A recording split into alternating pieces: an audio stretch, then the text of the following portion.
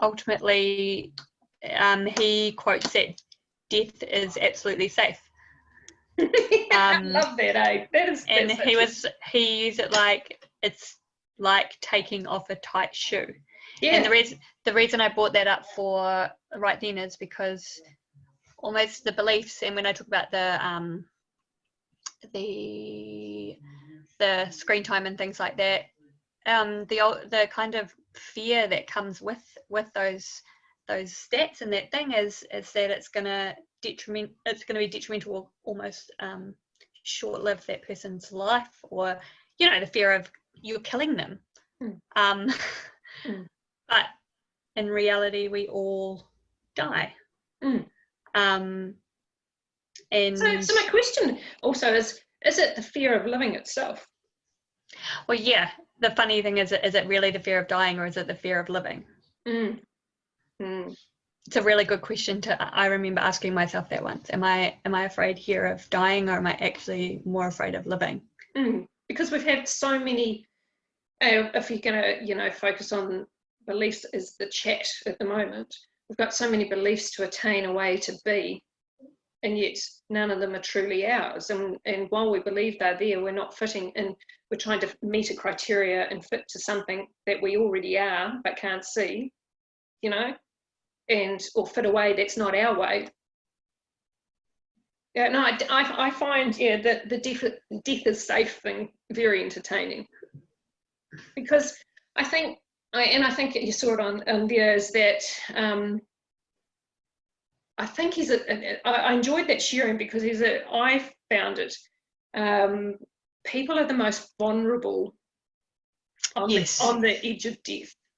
He quoted, he's talking about on that was he said even the most ego-driven people that he's met, that he thought not spiritual stuff is just not going to be on their journey, on their time of death, you saw the vulnerability and the beauty of what is innate, within. And in the few deaths that I've observed or been around, or somebody's come back or whatever, that's the thing for me, is that their vulnerability. And God, I had 2 cancer people that were dying when I was living in the Bay, so however long that was, 15 plus years, and both of them had the most vulnerable conversations, and one of the, and one hardly ever spoke to me, but on his, dying moments he spoke, and it was just, it was surreal, the authenticity, the ownership of their life. And then go to Dad's one, and Dad was almost excited to see what was going on next door. And so his was a whole another extreme again. So it's probably also the excitement I felt. So I watched a young girl die, and I was very blessed to be invited into their house. And although you wouldn't say that if you were looking at it from a different perspective, but for me, I experienced. I was standing at her feet, and I experienced this amazing energy, surreal, peaceful, joy, excitement. Well, not even excitement, just amazing. It was just, while everyone's grieving, I'm almost, and then I'm playing the part of, I can't smile because this is not appropriate, so I'm fitting in the human system. Whereas really I should have been smiling. If I look back now, the person I am today, I would be smiling because I could feel it. And it was surreal. And it's almost like the conversations with Dad was the same. It was just allowing the process of the experience, but not being attached to it. And this has been a life, and this is life, and but it's not the only thing. Which it's interesting, because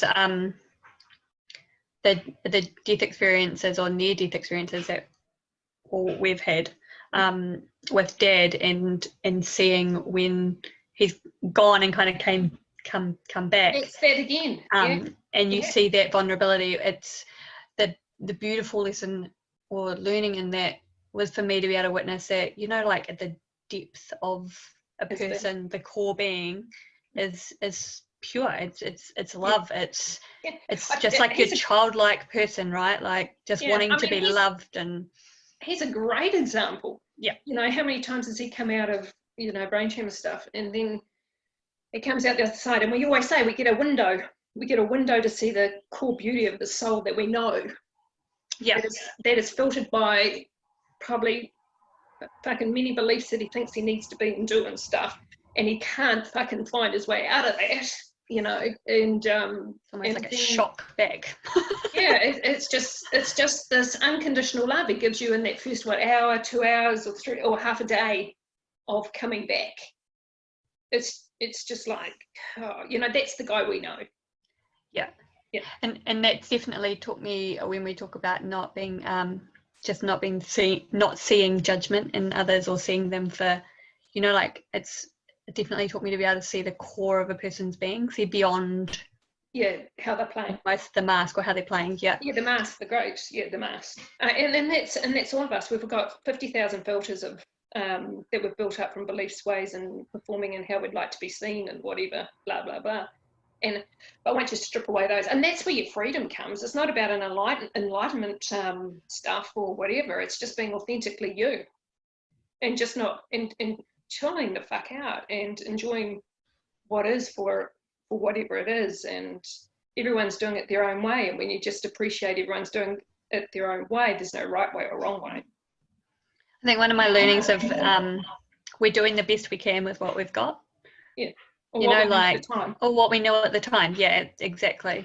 And it's being okay with where you're at now. Yeah. It doesn't the almost freeing part of that for me was it doesn't to love who I am now, and it might not be who I am later, and that's okay. I may grow, but I may not, but right now I'm okay with. And love that person who was that person back then. Yeah, because that person only knew what they knew then. Yeah, at the end of the day, you went that person, you've got choices and changes that has brought you to that. So is that not the gift of that experience as well? So it's, I agree. It's like we could look back at this in a year's time and go, oh, fuck yeah. Yeah. Yeah, what a story. What a story.